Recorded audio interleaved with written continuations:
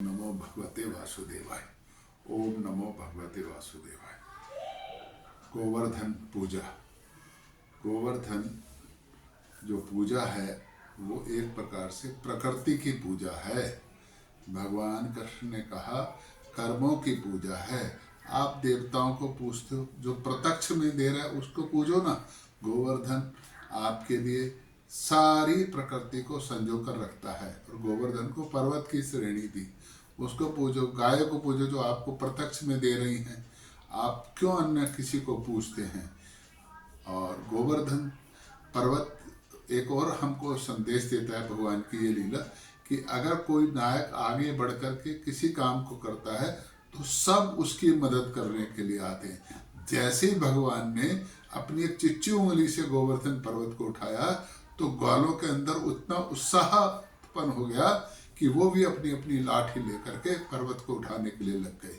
यानी कि अगर कोई व्यक्ति कहीं आगे बढ़ कर के किसी चीज को करने का साहस करता है तो सारा समाज उसके साथ आ जाता है। ये गोवर्धन पूजा का एक संदेश है। प्रकृति के साथ प्रेम करना, प्रकृति के साथ मिलकर रहना, प्रकृति की दी हुई वस्तुओं का उपयोग, शोषण नहीं करना, उपयोग करना, प्रकृति की दी हुई वस्तुओं के साथ संजो करके रहना, ये है।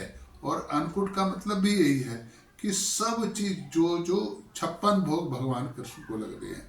जब इतना सुंदर काम भगवान ने करा है, गोवर्धन पर्वत उठाकर और पूरे ब्रज मंडल को बचाया इंद्र के प्रकोप से, तो उनके लिए भोजन बनना था।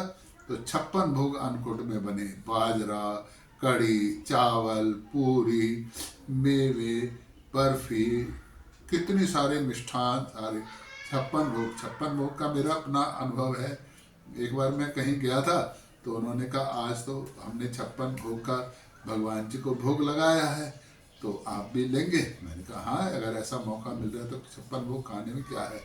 तो वो छोटी छोटी कटोरियाँ, मैंने सोचा शायद ये छोटी छोटी कटोरियाँ हैं तो इसमें मेरा क्या होगा। लेकिन जब खाने बैठा तो मेरे ख्याल से 40 कटोरी ही खा पाया होऊंगा और मेरा पेट पूरी तरीके से मैं संतुष्ट हो चुका था।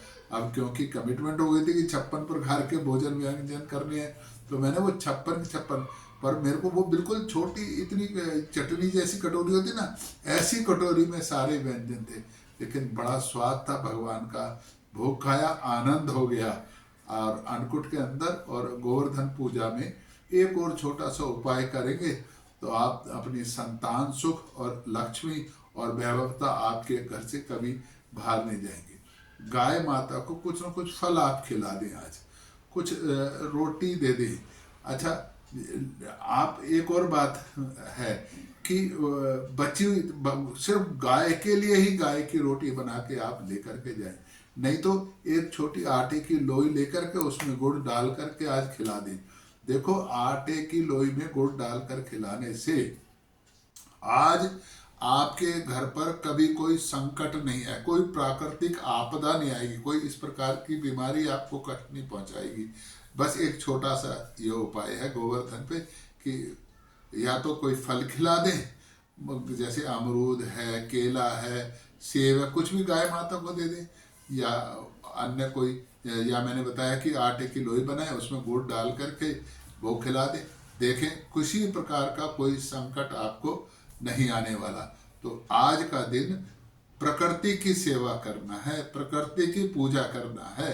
और प्रकृति की पूजा करनी है तो फूल आप नदी में प्रवाहित कर सकते हैं, बचे दीवे भी नदी में प्रवाहित कर सकते हैं। लेकिन हम एक गलती बड़ी भयंकर कर देते हैं। हम क्या करते हैं, उन सबको प्लास्टिक की थैली में बांध करके डाल के फेंक कर आते हैं।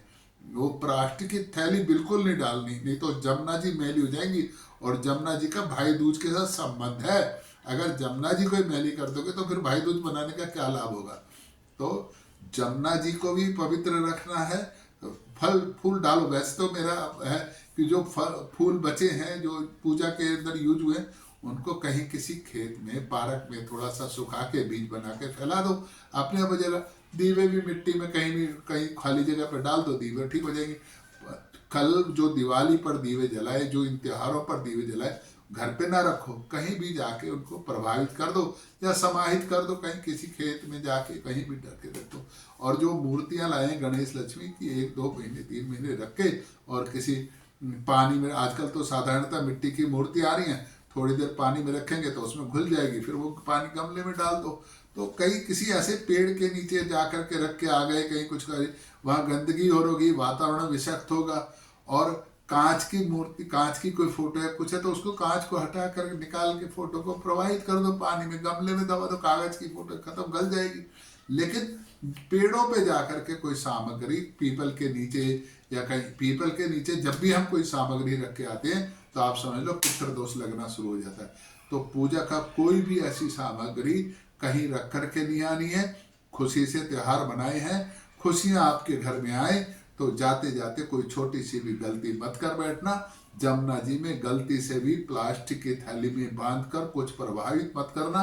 ऐसी कोई चीज प्रभावित नहीं करना जिससे जमुना जी के जल में प्रदूषण हो। जमुना जी आपकी जी, हम सब की नदियां जो है वो जीवन दायिनी है। हम लोग नोएडा दिल्ली के करीब करीब है तो जमुना जी कहते हैं, वरना और जगह भी नदियां हैं। किसी भी नदी में इस प्रकार की कोई वस्तु नहीं डालनी जिससे कि नदी का जल प्रवाहित हो। बाकी हमको ये भी ध्यान रखना चाहिए कि आज जो अब 2-3 दिन से देख रहा हूँ कि प्रदूषण पर बहुत बात हो रही है। क्या एक पूरे दिवाली भर में ये बम छूटने से प्रदूषण बिगड़ रहा है? दिवाली से 1 हफ्ते पहले का क्या था और दिवाली के बाद का क्या है, जरा इसका अनुमान लगा लो ना जी। आपको अपने आप पता चल जाए कि ये प्रदूषण की शिकायत कहाँ से आ रही है। फैक्ट्रियों से, इतने जनरेटर से चलते हैं, रात को लोग अलाव जलाते हैं, पराली जलाते हैं, ये बहुत सारे कारण हैं। लेकिन बस एक वो 2 महीने दिवाली से पहले और 2 महीने दिवाली के बाद तक, ये 4 महीने निकल जाएंगे फिर सब भूल जाएंगे। भाई इस वक्त जैसी मौसम परिवर्तन होता है सर्दियों के अंदर, तो वो थोड़ा बहुत ओस का और कोहरे धुआं मिलके वातावरण शुरू से, आज से थोड़ा शुरू से खराब होता जा रहा है। और इतनी सारी सरकार काम कर रही है, इतनी सारी एनजीटी बना रखी है, सारा कुछ है, तो वो लोग जरा योजना रचना बनाए ना कि क्या हो सकता है। किसी एक चीज पर ही बस उठ कर दिया कि और अपना पल्ला झाड़ लिया। ये आखिरकार फैक्ट्रियों का जो प्रदूषण आ रहा है, जल फैक्ट्री वो हो रही है, फैक्ट्रियों का धुआं है, जनरेटरों का धुआं है, आरओ का पानी आ रहा है, आखिरकार इन सब का नियोजन कैसे होगा? इन सब, ये पराली का आखिरकार समस्या क्या है? इतने सारे विज्ञापन देते हैं, इससे अच्छा एक एक मशीन वहाँ उस वक्त चला दी जाए।